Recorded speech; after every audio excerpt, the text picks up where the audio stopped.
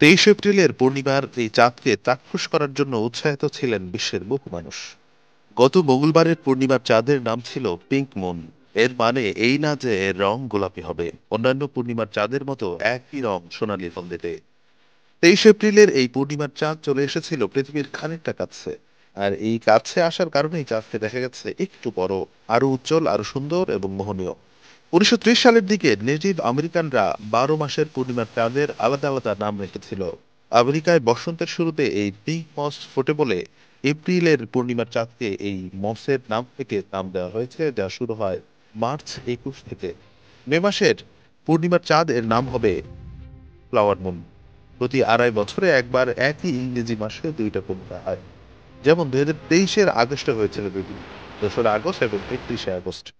একই মাসে দুটি পূর্ণিমা হলে প্রথম পূর্ণিমাকে ওই মাসের হিসেবে নাম দেওয়া হয়। দ্বিতীয় পূর্ণিমার চাঁদকে বলে ব্লু মুন, যাকে কালে ভদ্রে দেখা যায়। এরপর ব্লু মুন দেখা যাবে 2026 সালের জানুয়ারি মাসে।